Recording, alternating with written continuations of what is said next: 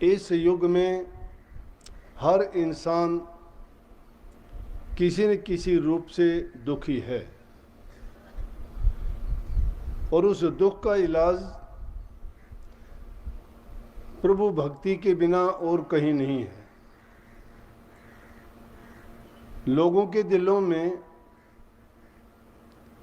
ये विश्वास पूर्ण रूप से जमा हुआ है कि अगर हम प्रभु की भक्ति करेंगे तो हमारे सभी प्रकार से रोग, तकलीफ और परेशानी दूर हो सकती हैं। और निश्चित रूप से इसमें कोई संदेह भी नहीं है। जिन जिन ने प्रभु की भक्ति की, नाम की दीक्षा लेके अपने मन को प्रभु की ओर जिन्होंने लगाया, उस संसार के सब अजाबों से, सब परेशानियों से, सब दुनियावी चीज़ों से उन्होंने छुटकारा पा लिया। उनके मन के अंदर संतोष, शांति स्थापित हुआ और आनंद प्राप्त हुआ, जिसके कारण उन्हें कोई चाह बाकी नहीं संसारी पदार्थों की रही। क्योंकि संसार के पदार्थों को प्राप्त करके आज तक किसी को भी खुशी और आनंद प्राप्त नहीं हुआ। अगर सुख मिलता भी है तो कुछ समय के लिए वो सुख मिलता है,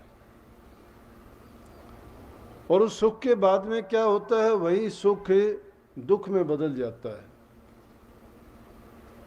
बड़े बड़े राजा महाराजा भी जब उन्होंने इस राज को पहचान लिया कि सुख, शांति, खुशहाली संसार के पदार्थों में नहीं परंतु प्रभु की भक्ति में इस चीज़ को आसानी से ग्रहण किया जा सकता है। और उसके लिए कोई पाबंदी भी नहीं है। उसमें ना गरीब देखा जाता, ना अमीर देखा जाता, ना छोटा देखा जाता, ना बड़ा देखा जाता, ना उसमें कोई जाति का सवाल है और ना ही ऊंच नीच का, निर्बल का, बलवान का नहीं है। उसमें कोई भी हो, बल्कि राधा स्वामी मत चलाने वाले स्वामी जी महाराज ने तो इतना खोल के कहा कि संत मत में 8 साल का बच्चा भी कर सकता है और 60 साल का बूढ़ा भी कर सकता है। जिस चीज में हमारा कुछ भी नहीं लगता, कुछ भी नहीं लगने का मतलब हम ज़्यादातर उस चीज से दुखी होते हैं कि हमारे पास से हमें कुछ देना ना पड़े। अगर जाहिरी तौर से तो देखोगे तो भक्ति के लिए कुछ भी देना नहीं पड़ता, लेकिन ज्यों ज्यों भक्ति की गहराई में उतरोगे तो समझो कि इंसान को अपना सर्वस्व दांव पे लगाना पड़ता है। जब तक हम अपने आप को पूर्ण रूप से भक्ति में लीन नहीं कर देते तब तक नाम का, भक्ति का हमें आनंद नहीं मिलता और संसार के पदार्थों में हमारी वृत्ति वैसे ही लगी रहती है।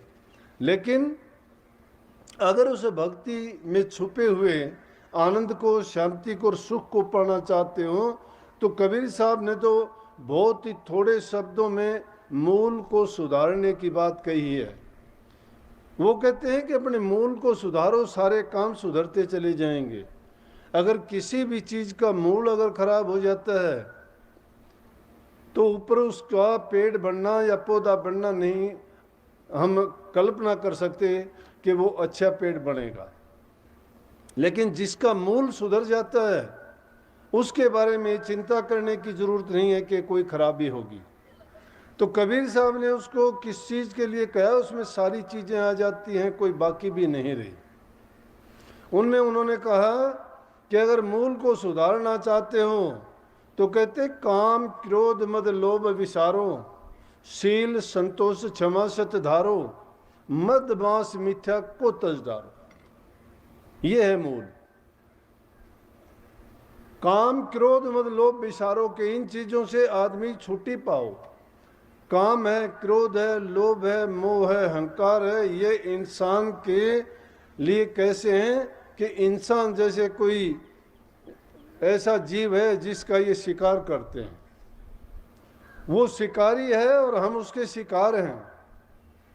कोई काम के बस में लुटता है, कोई क्रोध के बस में लुट जाता है, कोई लोभ के बस में, कोई भोग के बस में, और कोई अहंकार में आके अपना विनाश कर लेता है। और जन्म मरण से छुटकारा पाना तो दूर की बात, बल्कि अपना वासा या तो नरकों में कर लेता है, और कोई अगर शुभ कर्मों के कारण इसको इंसान का चोला भी मिलता है तो ये लूला, लंगड़ा, अंधा, कुबड़ा या पागल ऐसा संसार में बन के आता है कि जिसको उठाए उठाए फिरते हैं, और उसके पल्ले वही अपनी पाप की पोटली होती है, वो कुछ भी करने लायक उस जन्म में भी नहीं होता। इंसान समझदार है, लेकिन इंसान क्या चाहता है कि उसके सामने वो चीज़ उसी टाइम में तो उसको कुछ मिले तो उसको अच्छा मानता है। इंतज़ार उसके लिए नहीं कर सकता। सबके विचार और ख्यालात एक जैसे नहीं होते। जिसको जिस चीज़ की ज़रूरत होती है वो उसके लिए अपनी भूख, प्यास, आलस सब कुछ त्याग देता है। अपने ना निद्रा की परवाह करता है और ना ही विश्राम करने की ओर उसका ध्यान जाता है, क्योंकि उसकी ज़रूरत है, वो उसकी चाह है, उसको पूरा करना चाहता है। और इसको भक्ति का मार्ग ऐसा है, जिसने इसको पहचान लिया उन्होंने ऐसा किया भी। बड़े बड़े राजे महाराजाओं ने अपने राज को तिलांजलि दे दी और जंगलों की राह ली और खाक छाननी पड़ी, और उन्होंने इन पांचों चीज़ों से छुटकारा पाया। काम नहीं रहा उनके मन में, क्रोध नहीं रहा, लोभ नहीं रहा, मोह नहीं रहा, और ना ही वो अहंकारी रही। बल्कि नानक साहब के ग्रंथ में भी आता है, उसमें लिखा है कि सगली सृष्टि के 5 सिकदार, पूरी सृष्टि के 5 शिकारी हैं, लेकिन राम भगत के पानीहार। परंतु जो राम की भक्ति करता है, प्रभु की भक्ति करता है, उसका वो नौकर बन के काम करते हैं। अब काम की व्याख्या अगर करना चाहेंगे तो बड़ी लंबी चौड़ी व्याख्या है। काम के बस में हो कि किस किस ने कितने कितनों की क्या क्या हालत हुई, उनके अगर नाम लिए जाएं, बहुतों का आपको पता भी है, लेकिन वो किसके बस में हुए कि सिर्फ काम के बस में होके अपने जीवन को बर्बाद कर लिया। क्रोध के बस ऐसे ऐसे कर्म कर बैठे कि हम किसी लायक भी नहीं रहे, और आखिर में अपना भी अंत उसी प्रकार से कर बैठे। लोभ के बस में हम रोजाना देखते हैं आज हालात क्या है हमारे समाज में। भाई को भाई अच्छा नहीं लगता है, बाप बेटे में लड़ाई होती है, बेटा माँ में होती है, सास बहू में होती है, घरों में प्रेम नहीं है, शांति नहीं है। ऐसे हालात हमारे हैं कि नरकों जैसा तो जीवन अभी भी है। जिनकी पूजा करनी चाहिए थी उनको हम धक्के दे के घर से निकाल देते हैं। शास्त्रों में माँ बाप की सेवा, बूढ़े बुजुर्ग की सेवा करना तो देवताओं की पूजा करने से भी उत्तम बताया है। प्रभु की भक्ति करना तो बाद में आदमी को सीखना चाहिए, पहले उनकी पूजा तो करके देख ले। मंदिरों में जाके मूर्तियों पर जल चढ़ाने से, उनका प्रसाद बांटने से, उनको वस्त्र पहनाने से, उनको गहने और मुकुट देने से, और वहाँ दान पुण्य करने की बजाय अगर तुम उन देवताओं को खुश करना चाहते हो तो घर में बैठे हुए बुजुर्ग माता पिता की सेवा क्यों नहीं करते? अगर तुम लक्ष्मी को खुश करना चाहते हो तो अपनी पत्नी और अपनी माँ और अपनी बेटी की सेवा क्यों नहीं करते? आज समाज में इस चीज़ का प्रचार करने की हमें क्यों जरूरत पड़ी कि बेटी बचाओ और बेटी पढ़ाओ? माँ तो सृष्टि की जन्मदाता है, जिससे सारी सृष्टि चलती है। माँ अपना खून पिला के संतान को पैदा करती है, और वही संतान उसको अगर ठोकर मारती है, उसकी पूजा नहीं करती, सम्मान नहीं करती, तो उसको सुख कहाँ से मिलेगा? और पाप कर्म उसको करने की जरूरत ही नहीं है। कौन सी भक्ति, कौन सी पूजा हम करते हैं? लक्ष्मी की पूजा तुम घर में किया करो। अपने माँ बाप की, पिता की बात छोड़िए, माँ की अगर सेवा करते हो तो समझो कि लक्ष्मी की पूजा कर ली। कागज की बनी हुई मूर्ति, मिट्टी की बनी हुई मूर्ति की पूजा करने की बजाय जिंदा मूर्ति की तो हम ये हालत करते हैं, और उन पर सामने जाके दीप जलाते हैं, आरतियां उतारते हैं, फूल चढ़ाते हैं, और दान पुण्य भी करते हैं। अगर दान पुण्य करना चाहते हो तो उन माँ बाप की सेवा करो, उनके सामने जाके उनकी आरतियां उतारने की भी जरूरत नहीं है। उनको अपनी जबान से थोड़ा खुश होके बोलो, उनको टाइम पर अच्छा खाना दो, उनके वस्त्र, उनका सेवा शरीर से, मन से, उनकी थोड़ी भी अगर सेवा करते हो तो उसी में तो खुश होके हमें ऐसा आशीर्वाद देंगे कि जिसके कारण हमें सारी चीज़ें मिलेंगी, जो भी चीज़ हम मन से चाहेंगे। कल्प वृक्ष उसी को मानो, उसी को कामधेनु गरु जानो, लेकिन हमारे विचार कभी नहीं बदलते हैं। क्यों नहीं बदलते हैं? कि इन पांचों चीज़ों के हम शिकार हैं। ये चीज़ें मन के गुलाम हैं, मन पांचों के बस पड़े, और मन के बस नहीं पांच। जित देखूं तित धो लगिर, जित जाऊं तित आंच। मन इन पांचों के बस में है, लेकिन मन के बस में ये पांचों नहीं है। लेकिन गुरु से जब हम दीक्षा लेते हैं, गुरु के पास जाते हैं और गुरु के बताए हुए मार्ग पर चलते हैं, तो वो उपदेश, वो मंत्र और वो शिक्षा क्या है? गुरु कहता है कि तुम जो गुरु कहता है उस बात को मानते चले जाओगे। तुम्हारी मन की वृत्तियां जो इन चीज़ों में लगी हुई हैं, और जो जो तुम्हें सत्संग के माध्यम से इन चीज़ों के बारे में ज्ञान मिलता चला जाएगा, ये अपने आप उनके बंधन छूटते चले जाएंगे और हमारे हृदय में प्रकाश हो जाएगा, ज्ञान का अंधकार मिट जाएगा। इसीलिए गुरु की आवश्यकता पड़ती है। इसीलिए कहते हैं कि गुरु की शरण में जाओ।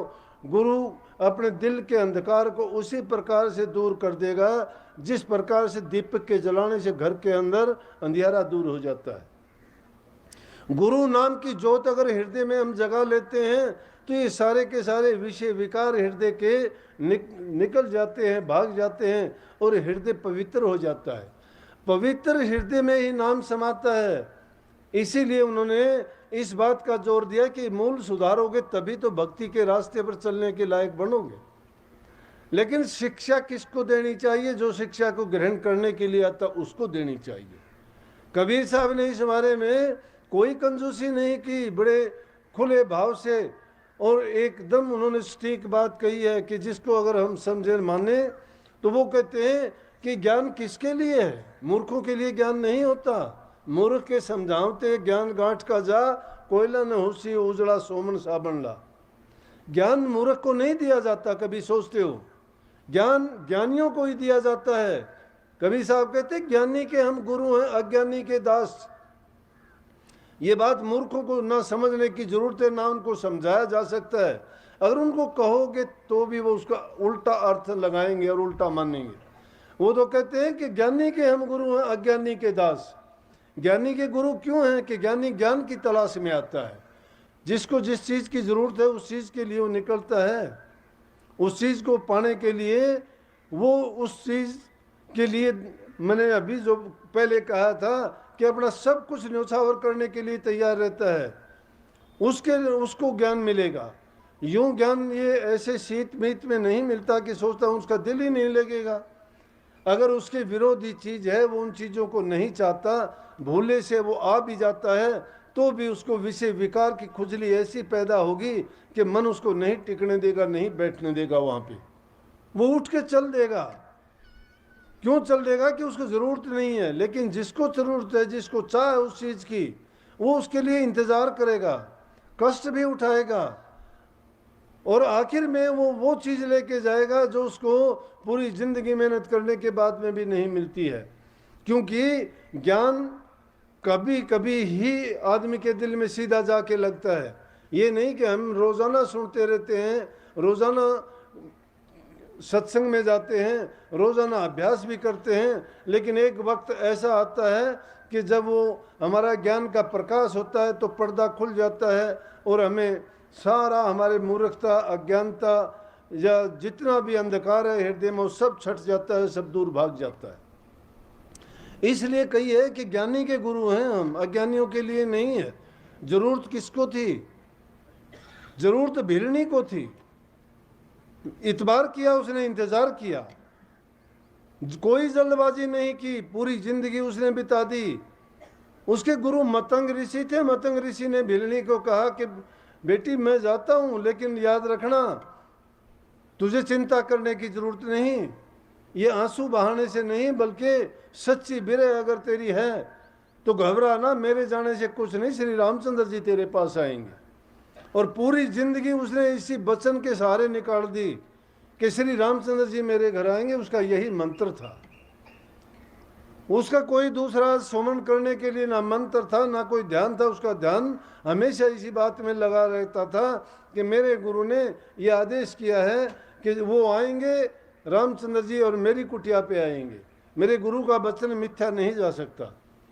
बूढ़ी हो गई है, आंखों से कम दिखता है, कमर झुक गई है, जंगल में जाती है उसी प्यार में, उसी श्रद्धा विश्वास के साथ, फूल रोजाना तोड़ के लेके आती है, बुहारी झाड़ी निकालती है, पानी डाल के छिड़का करती है, खाट को बिछा के रखती है, नया आसन बिछाती है, कहती है रामचंद्र जी आएंगे। और वो वक्त आया। कैसे आया? क्योंकि उसके दिल में जो विश्वास था, विश्वास इंसान का अगर विश्वास फलदायक होता है। विश्वास जब हमारे हृदय में दृढ़ हो जाता है, संकल्प हमारा पक्का हो जाता है, तो सोच लेना चाहिए कोई भी दुनिया की चीज उसको रोक नहीं सकती, मोड़ नहीं सकती।